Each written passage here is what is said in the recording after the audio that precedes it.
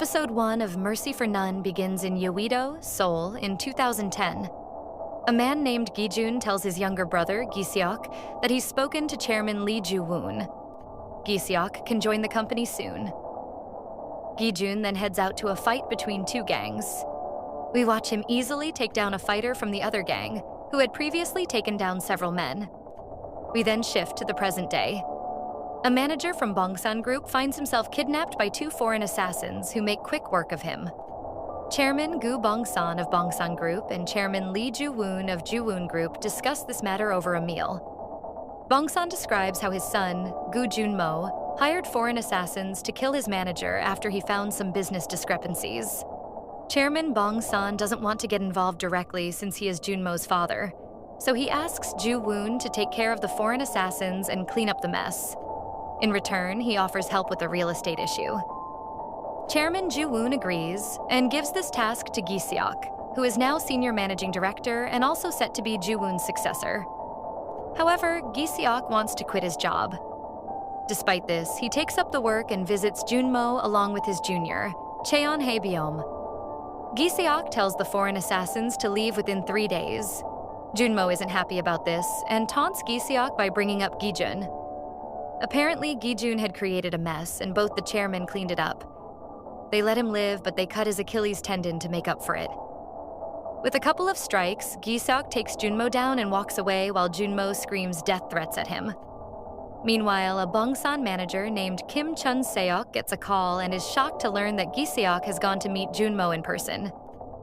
Gi-seok then heads out to meet Gi-jun, who is living at a campsite in the middle of the woods. They're meeting after 6 years. Gi-seok tells him that Chairman Ju-woon wants him to be the successor, but that he has mixed feelings about it. Gi-jun realizes something is wrong. Back home, Gi-seok gets the feeling that someone is in the house. He goes down to the parking lot and finds a cat. However, as he's feeding the cat, a masked man attacks him. More men come out of the shadows. This is an ambush. Gi-seok easily takes them all down.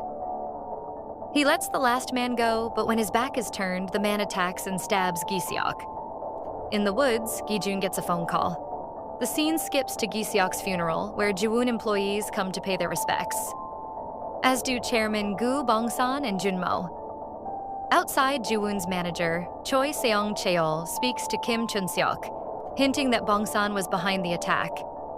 Chun-seok tells him that it was just some runaway kids, as the police have verified. Just then, prosecutor Lee Gum-sun, Lee Ju-woon's oldest son, arrives to pay his respects. However, Seong-cheol asks him to leave since his father doesn't want him here. Gi-jun then shows up and Seong-cheol has everyone bow to him. He takes Gi-jun to Gi-seok's body, and Gi-jun asks if it was really just kids. Elsewhere, the two chairmen discuss the matter of Ju-woon's successor. Gi-jun enters the room and brings up the pact they made 11 years ago. Gi-jun had promised not to show his face again, and the chairman had promised to keep his brother safe. When they don't offer any more information about his brother's death, Gi-jun leaves. Outside, Hae-byom introduces himself to Gi-jun. Gi-jun then goes to Gi-seok's house, where he finds books on camping. He also finds a birthday gift that Gi-seok was going to send him. Gi-jun then wraps a band around his ankle, the one with a scar. Gi-jun then goes to the police station. He wants to meet the suspect in his brother's murder case. The detectives tell him it's not allowed, but Gi-jun insinuates he knows something about the detective. Gi-jun is allowed to meet him. The young man, Hui-chan, shows no remorse, but he accidentally reveals he has a brother as well. Gi-jun goes after the younger brother and finds Hui-chan's entire gang corners him. Turns out, this was his plan to find the people who killed Gi-seok. The fight begins and Gi-jun mows through them easily. After all the men are down, he goes towards the younger brother. An epilogue of Mercy for None. Episode 1 shows Hui-chan stab Gi-seok. Gi-seok casually throws him off and all the gangsters run away. He then removes the knife in his side and heads back out of the parking lot. But someone's waiting for him on the other side of the door. Episode 2 of Mercy for None begins with a mysterious man in sunglasses meeting Chairman Ju-woon. Ju-woon asks him if there's anything he should know about Gi-seok's death. The man turns the question around on Ju-woon and then agrees to look into the matter. Elsewhere, the Special Investigation Division at the prosecutor's office discusses the matter of Gi-seok's death. They describe how Ju-woon and Bong-san were both part of a gang led by Chairman Oh. But Oh's son's death triggered a coup, and Ju-woon and Bong-san took over. Later, the deputy chief prosecutor asks Gum-sun to head the investigation, but to take it in a particular direction. Meanwhile, Gi-jun uses threats against Hui-chan's brother to get him to confess. Hui-chan tells Gi-jun about the graveyard, a chat room to find runaway kids and hire them for miscellaneous jobs. That's where someone hired Hui-chan. Now, they've also hired a lawyer named Ms. Yoon for him. As lawyer Yoon is leaving the police station, Gi-jun gets into her car and questions her about the graveyard. She explains how it works and gives him the business card of the CEO, Sim Sung-won, who runs the business under the name N-Clean. When Gi-jun can't find Sung-won at his office, he calls him. They seem to know each other, and Sung-won immediately looks worried. Someone arrives at his office to see his employees all beaten up, and the office in a dire state. Someone gets on his knees and tells Gi-jun he was simply following orders. After a punch or two, someone admits that it was Koo Jun-mo who called for the hit. While at home, Chairman Chu-woon learns that Chu-mo was behind the hit. Manager Sung-chul wants the company to take action, but Chu-woon doesn't want a war. Kum-sun listens in on the conversation through a bug. As Sung-chul is leaving, he comes across Hae-bom, who also wants to take action against Chun-mo, but Sung-chul tells him to follow his orders. Before Sung-chul leaves the house, Kum-sun makes a cryptic comment to him that signals he heard the conversation between Sung-chul and Chairman Chu-woon. Meanwhile, manager Chun-seok meets Sung-won and asks if he told Ki-jun about Chun-mo. Sung-won admits that he did. The two chairmen meet, and Chu-woon reminds Bong-san about their deal after they split from Chairman Oh, that no one will cross the other, and if they do, they will pay. Bong-san doesn't believe that his son killed Ki-seok. Just as Chu-woon is warning Bong-san about Ki-jun himself enters the room. He reveals he knows about Chun-mo and asks if either of them had anything to do with Ki-seok's death. Trusting that they didn't, he tells them not to do anything but just sit and watch. After he leaves, Chairman Bong-san begs Chairman Chu-woon to help. Chu-woon is unsympathetic until Bong-san offers to give him to Crow Hotel. Bong-san goes to see his son and gives him a good beating for what he did. Chun-mo says that he wanted revenge because Ki-seok humiliated him. Elsewhere, Ki-jun meets a man named Choi Byung-ho. He says he needs a bat like he had in the old days. Byung-ho says it will take a while to be made. He also gives him a metal support for his injured ankle. Hae-bom, keen on revenge as well, meets Ki-jun and they decide to work together. They use lawyer Yoon and the graveyard to find Chun-mo's location. A quick flashback shows us that the man in sunglasses calls Chu-woon and tells him the hit was put out by Chun-mo. He also advises Chu-woon to consider whether he wants to follow their one rule, break it, or make a new one where he could potentially take over all of Bong-san Group. In the next room, Kum-sun hears everything. He then looks at a file in which we see a search and seizure warrant for Lee Chu-woon at the end of Mercy for None, Episode 2. Episode 3 of Mercy for None begins with Chairman Bong-san asking an assassin to take on Gi-jun, but the man refuses, saying that he's not good enough. Bong-san then orders his men to take Chun-mo to a safe house. He also tells one of his people to investigate further into Gi-seok's death. At the Daecro Hotel, Chun-seok tells Chun-mo they need to go to a safe house. But Chun-mo throws a fit as he can't see why there is so much fuss over one man. As another of Chairman Bong-san's men, Lee Dong-kyung, tries to convince Chun-mo to leave, Gi-ju makes his grand and violent entry into the hotel. Chun-seok manages to take Chun-mo and escape while Dong-kyung fights Gi-jun. Sim Seong-won is getting ready to run away when Gi-jun pays him a visit. Gi-jun gives him a day to find out where Chun-mo is. Meanwhile, Seong-cheol thinks about Gum-sun's cryptic comments and realizes he must be listening in on his father. Seong-cheol searches the house and finds Gum-sun's listening equipment. He visits Gum-sun and asks why he let on about spying on his father. Gum-sun hints that he and Seong-cheol could destroy Bong-san and take it all for themselves. In the safe house, Chun-mo asks Chun-seok about Gi-jun. Chun-seok's story takes us to a flashback to 11 years ago. Ju-woon and Bong-san were second in command to Chairman Oh. They were losing during a clash against a Busan gang when Gi-jun arrived and turned the tide. Since then, Ju-woon and Bong-san gained the chairman's favor, and rumors spread that Chairman Oh's company would go to them instead of Seung-won, Chairwoman Oh's son. This did not sit well with Seung-won, who tried to have Ju-woon and Bong-san killed.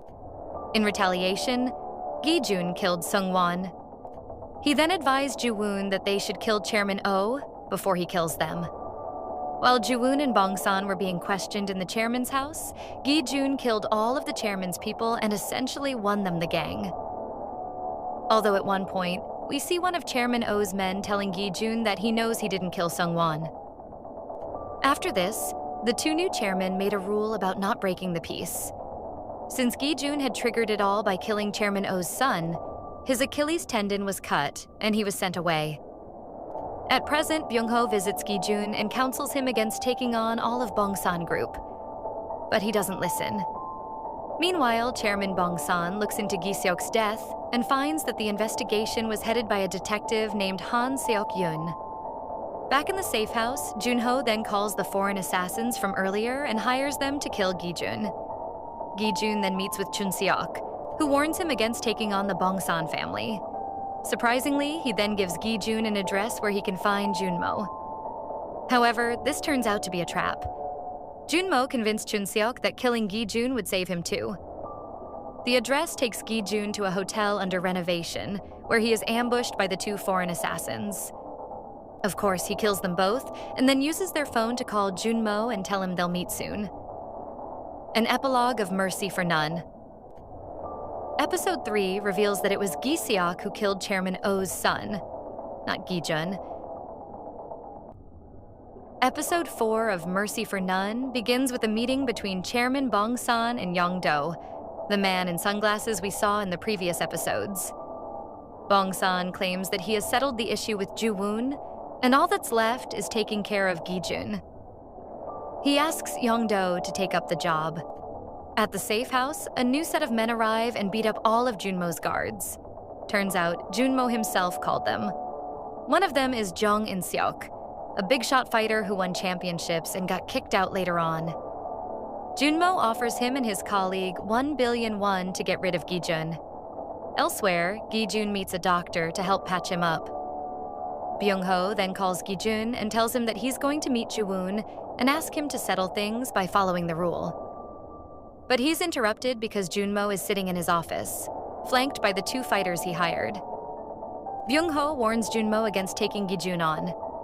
This angers Junmo, who attacks him with a bat. Chun-seok arrives too late and is upset to see Byung-ho unmoving on the floor. Junmo uses the bat to kill Chun-seok as well. When Gi-jun calls, Junmo picks up the phone and tells him Byung-ho and Chun-seok are dead. He then gives him the address to the safe house. Gi-jun goes to Byung-ho's place and sees his body. He then picks up the new bat that Byung-ho had made for him and leaves. Elsewhere, Chairman Bong-san has Detective Han kidnapped. He accuses him of knowing Gi-seok was going to die beforehand and threatens him for more information. Meanwhile, Junmo calls a large group of people to the safe house and offers them big money for bringing Gi-jun to him, alive. Not much later, Gi-jun arrives at the safe house. He enters the fray and fights hard. After taking down one of the larger men, a lot of the others run away. Junmo is panicking by now, and Jung In-seok, confident about his skills, asks for double the pay. Meanwhile, Detective Han shows Bong-san a recording of a man telling the detective to make it look like the runaway kids killed Gi-seok. Bong-san seems to recognize the voice. Gi-jun finally enters the room where Junmo is and starts fighting In-seok. In-seok is a force to reckon with, and Gi-jun starts to look quite bad. The tables turn when Gi-jun uses a shard of glass to stab In-seok in the eye. After repeated hits, Gi-jun finally takes him down. Junmo gets out a gun, but Gi-jun is close enough to knock it out of his hands. Junmo starts begging for his life and then screams that Gi-seok will remain dead even after all this. With one strike of his bat, Gi-jun kills Junmo. Gi-jun then calls Bong-san, who is about to say that Junmo didn't kill Gi-seok. But Gi-jun interrupts him to say that, as per the rule, Junmo is dead. A quick flashback shows Gi-seok telling Gi-jun they should meet more often. As Gi-jun is driving back, another car rams into him and forces him off a bridge, into the river below. A man with a hand tattoo steps out of the car and calls someone, telling them that Gi-jun is dead. Episode 5 of Mercy for None begins with a flashback. Gi-seok watches the runaway kids who attacked him scurry away. Outside, Detective Han waits in a car. Inside, Gi-seok is attacked by another masked man. This is not a runaway kid, but an older, accomplished fighter. After quite a struggle, the man stabs Gi-seok in the neck and then leaves him for dead. Detective Han enters the parking lot sometime later and calls in the homicide case. At present, Gi-jun's car is pulled out of the water. Luckily, Hae-byum finds Gi-jun on the shore and gets him to his car. Elsewhere, Chairman Ju-woon and Chairman Bong-san meet. Bong-san admits he had Gi-jun killed for the sake of his son. Bong-san then shows Ju-woon some documents that prove Detective Han was paid by JW Gallery, a Ju-woon Group corporation.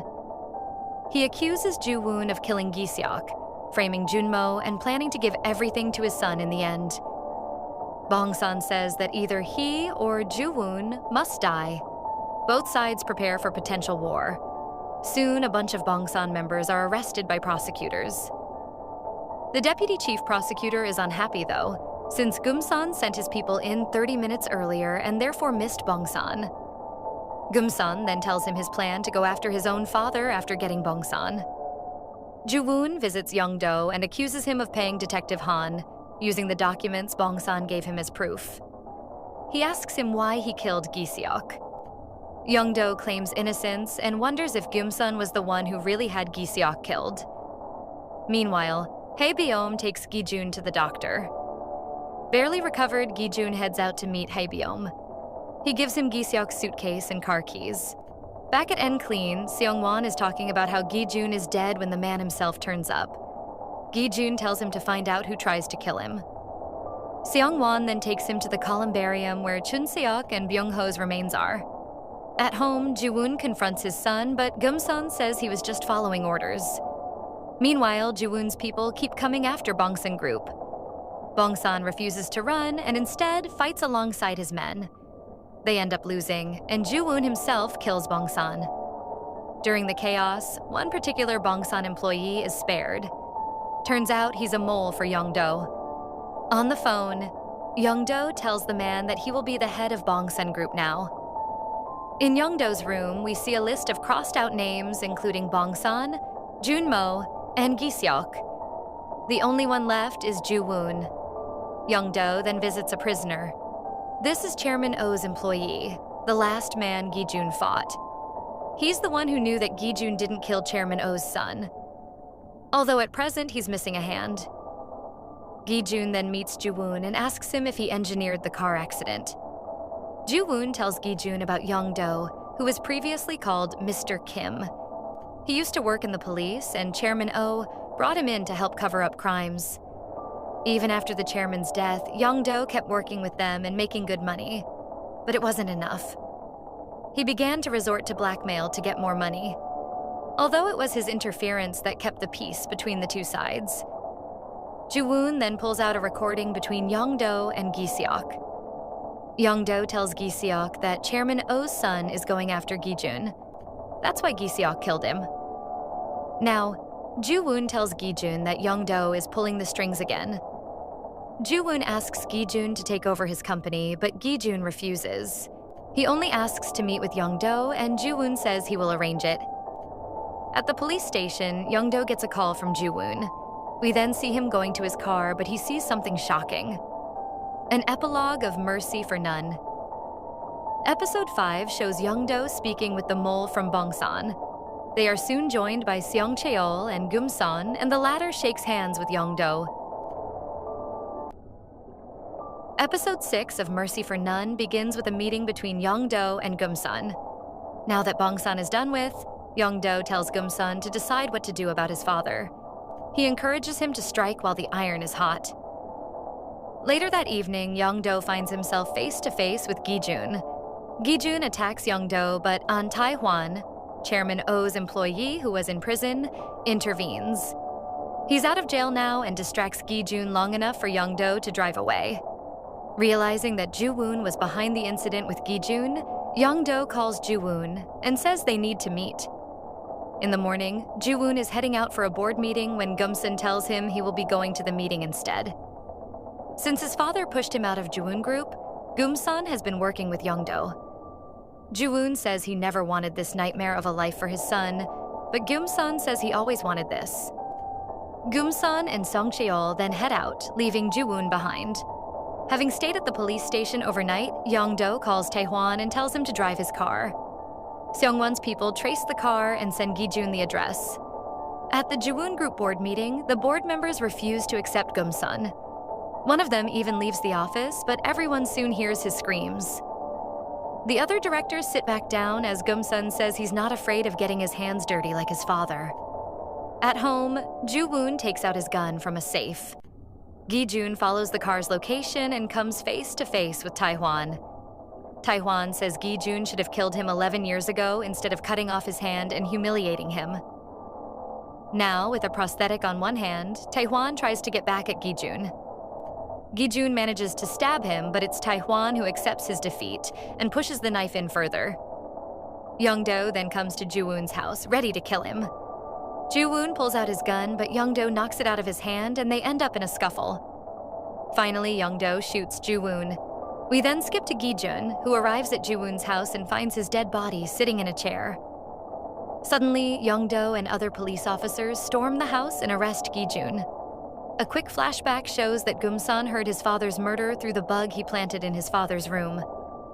At the police station, Young-do speaks to Gi-jun and admits to being one of the people who orchestrated Gi-seok's murder. Later, Gi-jun is being transferred in a car when he realizes something is wrong. He attacks all the officers and the car crashes. He crawls out and is soon met by Seong-won. Seong-won says that Young-do wanted him to clean up the scene of Gi-jun's death. Instead, he gives Gi-jun a burner phone, Ju-woon's pipe, and lets him go. He even tells Gi-jun that he will be leaving the country soon. Back home, Gum-sun makes Seong Cheol hear the recording of Young-do killing Ju-woon. Seong Cheol is ready to go after Young-do immediately. But Gum-sun has a better idea. Using his prosecutor's position, he orders a search and seizure of Young-do's office. One of Young-do's people calls him and warns him not to come to the office.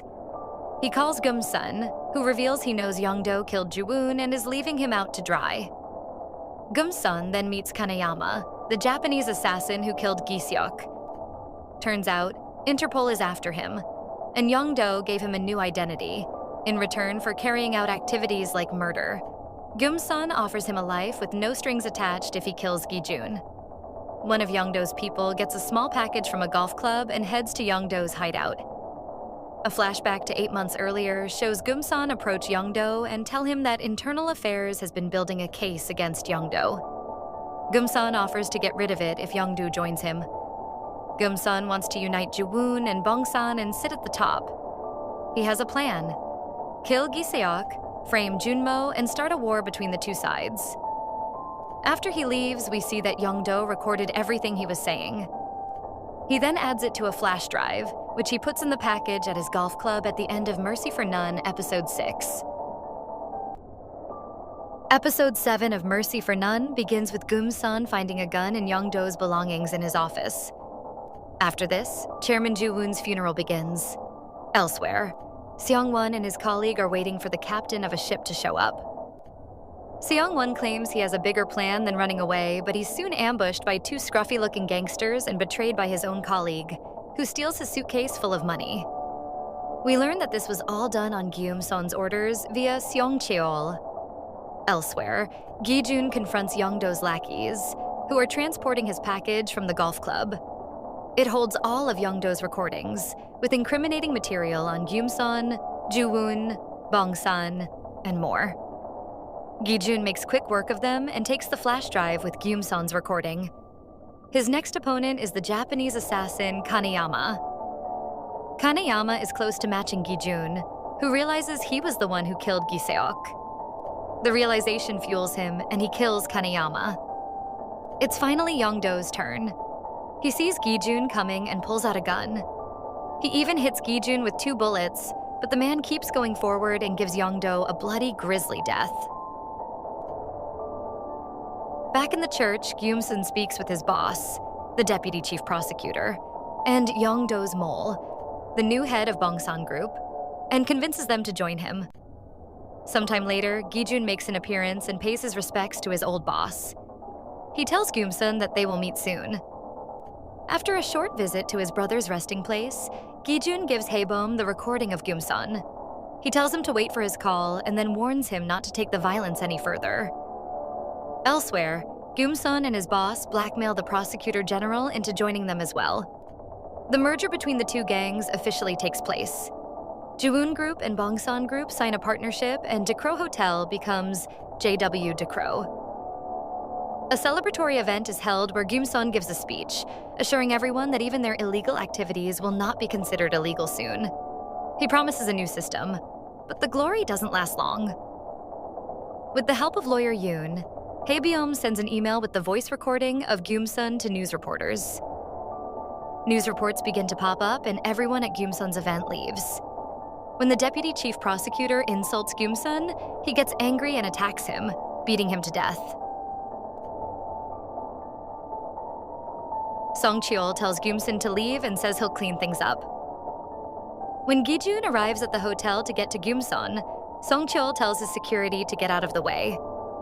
He pretends to take Gi-jun to Gum-sun, but then stabs him anyway.